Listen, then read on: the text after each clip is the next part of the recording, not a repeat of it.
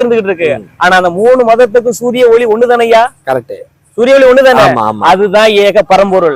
இது இவருக்குன்னு இந்த மதத்துக்கு தான் ஒளிச்சம் வேணும், இந்த மதத்துக்கு வெளிச்சம் வேணாலும் இருக்கா? இல்லையே. ஏக பரம்பொருள். அவர் தான் இறைவன், அவன் தான் ஏக பரம்பொருள்.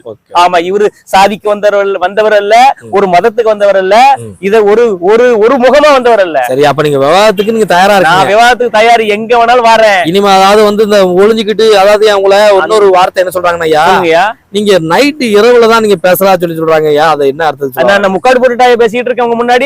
நீங்க கேட்கறதுக்கு நான் கரெக்டா பதில் சொல்லிட்டு இருக்கேன். என் முகம் தெரியுது, நான் பேசுற வார்த்தை தெரியுது, என் மூஞ்சி தெரியாம நான் ஒளிஞ்சிருந்து பேசினாதான் நான் இருட்டுல இருந்து பேச சொல்லலாம். நான் இருட்டுல உட்காந்து வெளிச்சத்துக்கு முன்னாடி உங்க முன்னாடி நேர முகம் பார்த்து பேசிட்டு இருக்கேன். சரியா? இப்ப நீங்க அகிலத்திட்ட வச்சுக்கிட்டு ஐயா வைகுண்ட சாமி ஜாதிக்கோ மொழிக்கோ மதத்துக்கோ அப்பாற்பட்டவர் நீங்க சொல்றீங்க, அப்படித்தானே? ஆமா. இந்து மதத்துக்கு பாத்தியப்பட்டவர் அல்ல, இல்ல. கிறிஸ்தவ மதத்துக்கு பாத்தியப்பட்டவர் அல்ல, இல்ல. முஸ்லிம் மதத்துக்கு பாத்தியப்பட்டவர் அல்ல, கிடையவே கிடையாது.